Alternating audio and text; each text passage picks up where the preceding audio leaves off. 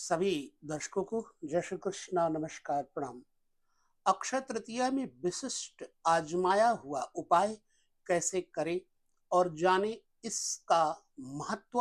विशेष रूप से 10 तारीख मई का महीना, शुक्रवार, महालक्ष्मी का विशिष्ट रूप से दिन माना जाता है।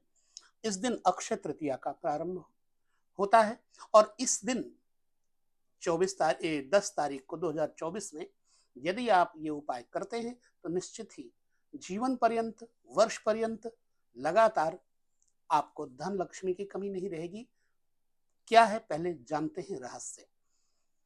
दरअसल अक्षय तृतीया का महत्व भविष्य पुराण में वर्णित है। धर्मात्मा नामक एक बहुत अच्छा एक बनिया था। धर्मपरायण और सत्यवादी होने के कारण वो दयालु भी बड़ा था, लेकिन निर्धन था, क्योंकि सच बोलता था। इसलिए सदैव परेशान भी रहता था, चिंतित रहा करता था और एक काम वो जरूर करता था। अक्षय तृतीया में गंगा के तट पर वह सत्तू, चावल, चीनी, फल, वस्त्र आदि से पूजा करके वहां से वापस आकर अपने घर में ब्राह्मणों को दान अवश्य ही देता था, जिसके कारण परेशानियां तो चलो नहीं खत्म हुई। जब उसका देहांत हुआ तो वो विशिष्ट रूप से एक सुंदर कुशावती नगरी में जन्म लेता है। संपन्न क्षत्रिय परिवार में उसका जन्म होता है। अक्षय तृतीया पर किए गए शुभ कर्मों के प्रभाव से वो बड़ा रूपवान, धर्मपारायण एवं परोपकारी राजा बना। उसने अपने राज्य काल में भी ब्राह्मणों को अन्न, भूमि, गाय, सोना, चांदी, जमीन इत्यादि खूब दिया। उसको अपने पूर्व जन्म के किए गए सत्कर्मों का फल अक्षय फल के रूप में मिला और वह मोक्ष का भागी भी बना। इसलिए इसमें जो कर्म किए जाते हैं वो कभी क्षय नहीं होते। महिमा क्या है अक्षय तृतीया की, इसके बारे में जान लेते हैं। इसी दिन सतयुग की, त्रेता युग की शुरुआत हुई। सृष्टि के रचयिता श्री ब्रह्मा जी के सुपुत्र अक्षय कुमार का वर्णित है जन्म हुआ। महर्षि परशुराम जी का इसी दिन जन्मोत्सव मनाया जाता है, जयंती मनाई जाती है। मां अन्नपूर्णा का अवतरण हुआ। मां भगवती भागीरथी गंगा का भी अवतरण हुआ। इसी दिन धन के देवता कुबेर जी को कुबेर भंडारी बनाया गया। भगवान श्री कृष्ण के बचपन के सखा सुदामा जी को वहां जाकर के सुदामा जी की तंदुल भगवान श्री कृष्ण ने द्वारिका में जब ग्रहण किए तो सुदामा को अक्षय धन की प्राप्ति हुई। महाभारत काल में जब दुर्योधन द्रौपदी की साड़ी खिंचवाने के लिए प्रयास करता है, चीर हरण करवाता है, उस समय दुशासन ने चीर खींचते खींचते थकान फील की, खींच नहीं पाया। वह साड़ी कभी कम नहीं पड़ी।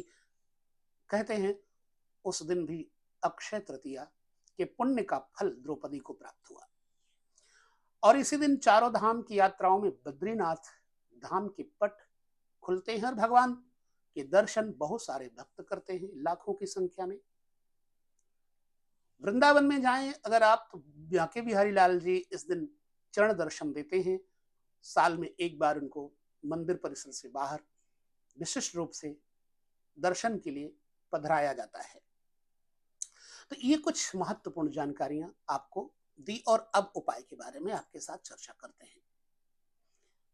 करना क्या है, पीतल का लोटा ले लीजिए, उसमें शुद्ध करके गंगा जल इत्यादि रख के, आम्र पल्लो या पंच पल्लो, आम का पल्लो हो तो बड़ा अच्छा है, पंच पल्लो नहीं मिल पाता तो उसके बाद उसमें पंचरत्न इत्यादि भर करके कलश पूजा करके नारियल ऊपर रख के लाल वस्त्र से ढक के एक चौकी पर रख दें, लाल वस्त्र बिछा करके। उसके बाद एक विशिष्ट उपाय जो अब आपको करना है, चौमुखी दिया जलाएं, बनाएं, आटे का बना लें चाहे मिट्टी का ले लें, चौमुखी दीपक जलाना है, घी का ही जलाना है। एक कटोरी में, पीतल की कटोरी में या मिट्टी की कटोरी में पीली सरसों भर के उसी के ऊपर दीपक रख के चौमुखी दीपक जलाना है। लक्ष्मी गायत्री का पाठ, जाप कमल गट्टे की माला से करना है, जितना कर पाए आप।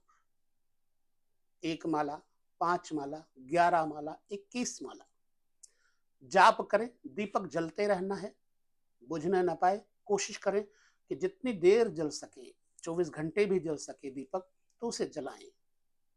अगले दिन जब दीपक शांत हो गया हो तो सबसे पहले पंच पल्लव, जो आम पल्लव है लोटे में से, वो निकाल के अपने घर में छिट्टे दे दें सब जगह जल से, और थोड़ी सी सरसों के छिट्टे दे दें, पीली वाली सरसों के। उसके बाद जो उसमें पंचरत्न इत्यादि आप पहले रख चुके होंगे, संभवतः मैंने बताया है पंचरत्न, यदि नहीं बताया तो सुन लीजिए। पंचरत्न पंसारी की दुकान से उपलब्ध हो जाते हैं। पंचरत्न भी उस दिन कलश में रखना है। अगले दिन उस पंचरत्न को थोड़ी सरसों के साथ कुछ 101 रुपया, 111 रुपये, 21 रुपये, कोशिश करें सिक्के हों तो ज्यादा अच्छा है, 10-10 के सिक्के मिल जाते हैं, उनको लाल कपड़े में, साथ में सरसों, साथ में वो पंचरत्न लपेट के रख लें। और जहां आप व्यापार स्थल पर बैठते हैं, खजाने में रख दें या अपने घर में रख दें। इस उपाय के करने से बहुत लोगों को लाभ प्राप्त हो चुका है, इसलिए आपको बताया है। यदि आपको समझ में आ गया तो ठीक, नहीं दोबारा से इसको रिपीट करके सुन लीजिएगा। तो उपाय करने के बाद आपको इसका प्रतिफल मिलेगा। रही बात मंत्र की, मंत्र आपको मैं डिस्क्रिप्शन में दे दूंगा, यहाँ बोलूंगा नहीं। 2 मंत्र लिखा दूंगा, एक छोटा एक बड़ा। लक्ष्मी गायत्री बड़ा है, सूक्ष्म मंत्र छोटा है। मंत्र जपने के लिए माला कमलगट्टे की हो तो ज्यादा अच्छा है, नहीं तुलसी की माला सर्वसिद्ध है। रुद्राक्ष की भी चल सकती है, अथवा इलायचियों पर आप गिनती कर सकते हैं मंत्र का। इसके साथ ही आपको यह पूरा उपाय करने के बाद हमें कमेंट करना है, क्या आपको ये प्रतिफल देने वाला उपाय चमत्कार दिखा रहा है। और आपने अगर किया ये उपाय, सत्य मानिए तो आपको चमत्कारिक रूप से इसका प्रतिफल अवश्य ही मिलेगा। इसी के साथ लेते हैं विदा। इस वीडियो में पुनः किसी विषय पर आपके साथ चर्चा ज्योतिष में करेंगे। तब तक नमस्कार, जय श्री कृष्ण, प्रणाम।